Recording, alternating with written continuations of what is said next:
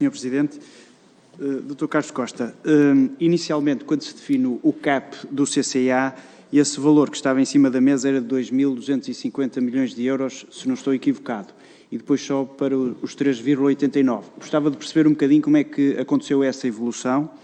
Perguntar também sobre o exercício do LME que era exigido pela Lone Star. O Tribunal de Contas dá nota no seu relatório que a Comissão Europeia permitia que esse exercício pudesse ir um bocadinho mais longe. Porque é que não foi, uma vez que ele iria abater às perdas dos ativos abrangidos e, portanto, podia ser interessante. Eu sei que o exercício acabou por não ser alcançado no objetivo que tinha sido definido inicialmente, isso pode ser uma resposta por si só, mas gostava de saber se isso foi equacionado ou não. Depois, este tipo de instituições de transição não deveriam ter exigências de capital diferentes dos bancos normais? Era uma outra questão que lhe gostava de colocar. Relativamente à retransmissão das obrigações, o Governo tomou conhecimento delas, em algum momento opôs ou disse que era contra essa retransmissão ou não? E uma última pergunta. Nas atas do Banco de Portugal, pelo menos numa delas, em 2020, tivemos conhecimento de que há uma discussão para eventualmente negociar-se uma antecipação do CCA, ou seja, vamos fechar este mecanismo definitivamente para que não haja mais perdas para o Fundo de Resolução e, por contrapartida, para os contribuintes, indiretamente, e, portanto, esta questão é colocada em cima da mesa, inclusive chegou a ser noticiada na imprensa. Gostava de perceber um bocadinho o que é que esteve na base disto, se isto teve consequências ou não, quem é que se lembrou disto e se em algum momento a Lone Star estava disposta a chegar a algum tipo de acordo. Obrigado. Muito obrigado. Sr. Carlos Costa, faz favor por responder. Obrigado pelas suas questões, Sr. Deputado. Em primeiro lugar, relativamente ao LME, eu acho que foi uma operação muito bem sucedida e o Dr. António Ramalho deve ser felicitado porque é fácil estar no papel da Comissão e imaginar um pouco mais, mas havia um grande ceticismo sobre a concretização da operação e foi o empenho, o investimento que ele fez e a equipa também que o acompanhou, que permitiu essa operação. Portanto, era bom ser mais? Era. Era possível? Não sei. Digamos, quem está a assistir pode estabelecer sempre metas um pouco mais ambiciosas, mas não é garantia de que elas sejam alcançadas. O que temos que reconhecer é que era uma tarefa muito difícil. Relativamente ao montante do CCA que referiu, eu, com toda a sinceridade, não tenho memória neste momento. Isto é, não foi comunicado que esse valor estivesse na mesa, mas não tinha que ser comunicado. Atenção. Porque o Banco de Portugal fazia o acompanhamento frequentíssimo, mas quando estão papéis ainda, de que são papéis de trabalho, não vão necessariamente para... Podem não ir. E este número não foi de certeza apresentado.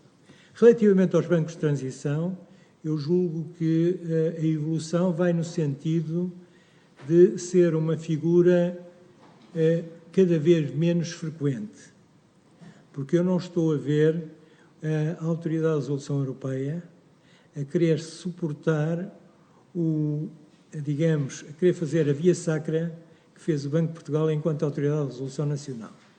O que vai acontecer muito frequentemente, se houver necessidade, vai ser a solução de via de venda de ativos e passivos, como aconteceu, em alguns casos, por exemplo, em Espanha. E, portanto, mas isso implica que haja uma entidade compradora com dimensão para acomodar essa compra.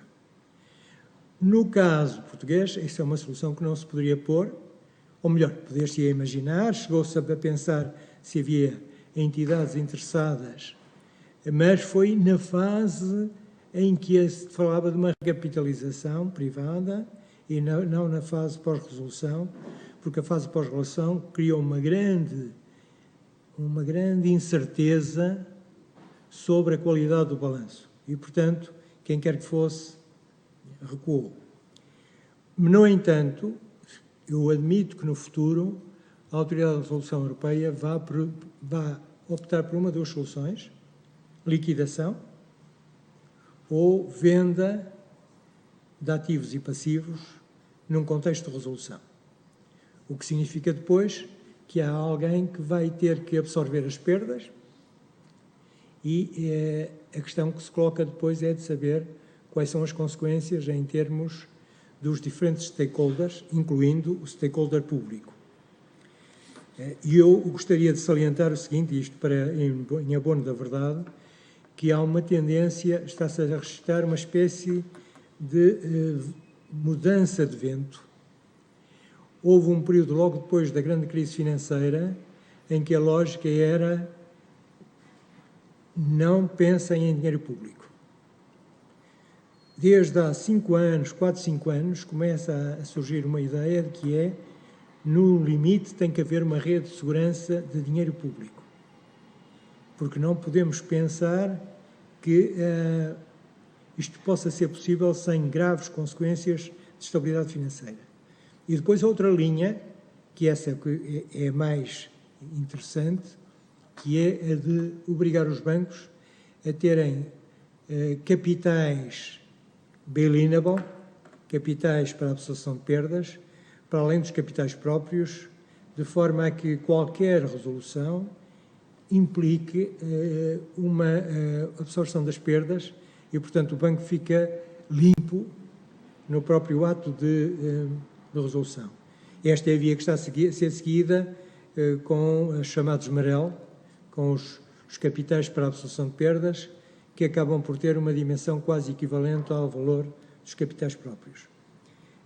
Mas o meu sentimento é que os bancos de transição são provavelmente uma espécie animal efêmera, como acontece, por razões que têm a ver com a complexidade. Porque nós sofremos na pele e sabemos o que é que isso significa. É difícil. E, portanto, mais depressa do que reduzir as exigências de capital, até porque se colocam problemas de destruição de concorrência, mais depressa vai no sentido de não usar a figura.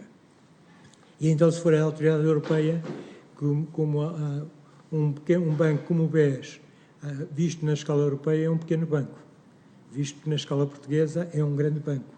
E, portanto, quando se reduz a escala, automaticamente facilita a solução, porque se olha muito menos para as consequências sistémicas. Depois,